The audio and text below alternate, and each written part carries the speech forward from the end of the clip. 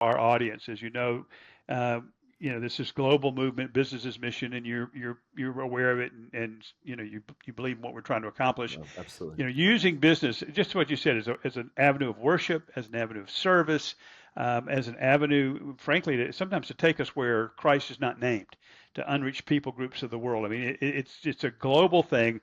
And I was mentioning to you before the show started, and I want to go back and just bring this up for the sake of the audience. With BAM Global, which is one of the organizations that I've worked with and very close with, we began looking at the business's mission community around the world. These are a lot of nationals are involved in their own home country, but there's a lot of expats that are going overseas and starting businesses, and it's truly a beautiful thing. It has been an amazing thing to watch grow over the last 30, 35 years. But something that we began to notice is that there was a lot of pain in the lives of the people practicing BAM. They were already in a hard place. They've left home and hearth and all of that, and that's painful enough.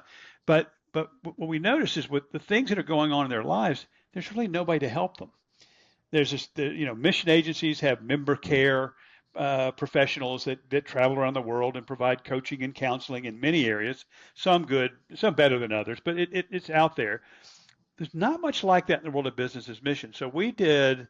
I'm talking a lot to get to a question I really want you to run with. So it's just a long snap count, but we're going to get there. So we started doing some surveys to figure out where are they hurting. I could guess, you could guess, but I really like people to say, here's where I'm hurting. And the list there's about 17 or 18 things on the list, but the top three were very revealing. One was isolation, and they're Mm-hmm. far away from family, they're far away from their church, they're far away, they're just out there, right? So isolation was one. Connected to that, it's loneliness. Even if there were people around them, the people doing business's mission, people don't understand them. They just think of them as they're weird. There's something wrong with them. So they were lonely. But the third one, no shock here, you know where I'm going. The third one was finances. And they weren't talking about their business finances, they were talking about their personal finances. And it was a major stressor, a major stone in their shoe. It was just terrible. And leads oftentimes to their having to come home. Hmm. So their whole mission gets scrapped because of the things we're talking about. Just not that they don't have enough money, they just don't manage money well. So I want you to talk about that. And I know, again, it's a whole other Oprah, and you could go forever on this. But if you were talking to, if I gathered some of my friends, 20 or 30 of my closest business mission practitioners, and you know that many of them are struggling with just the same thing, what would you say to them? How would you coach them? Well, most people don't have a plan for running out of money every month, but do you have a plan not to? Hmm. Okay, most people don't have a plan to run out of money every single month, but very few people have a plan not to. And you call it a budget, you call it whatever, but it goes back to this intentionality. And what you said is so people feel lonely, they feel isolated as missionaries.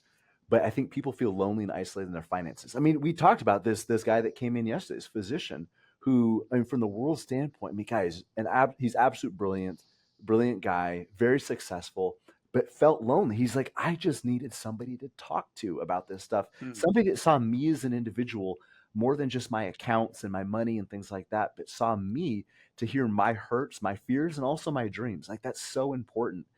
And so I think what you're seeing is normal. It's just because that person is more isolated, I think it maybe intensifies that. But one of the things you said like struck a chord with me that their mission gets compromised because of finances.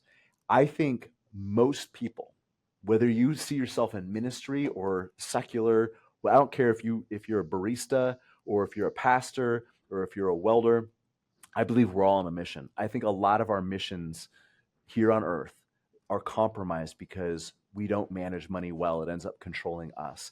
So I think for a lot of people, the most basic thing is, I mean, I work with people building 30-year plans. Yes, that's important.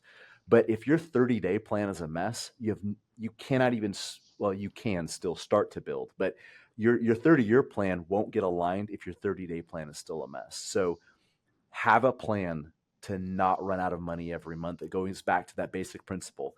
having your living, your means below your income. That's absolutely essential. If you're not doing that, pretty much no other financial planning matters.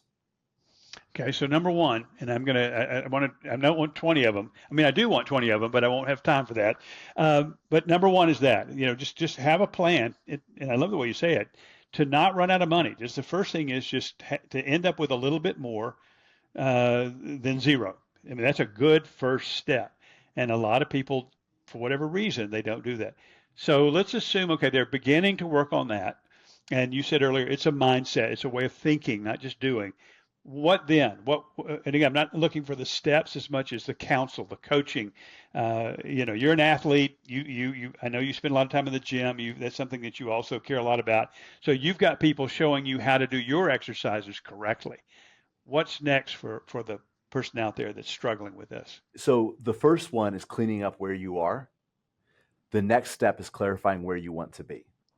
And what that looks like is, Mike, if you never had to collect a paycheck ever again, what would you want your life to look like? Because again, this is not about retiring from your career. It's not about quitting work.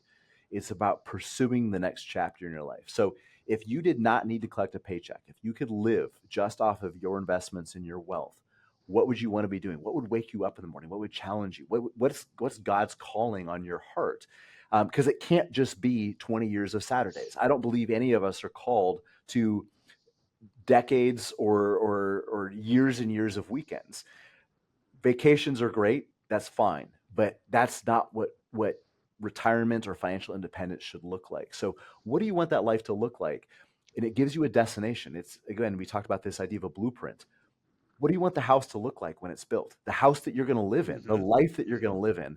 So what are your hobbies, what's your involvement with your kids, like all those different things. What do you want your life to look like? And then we start attaching some financial numbers to it.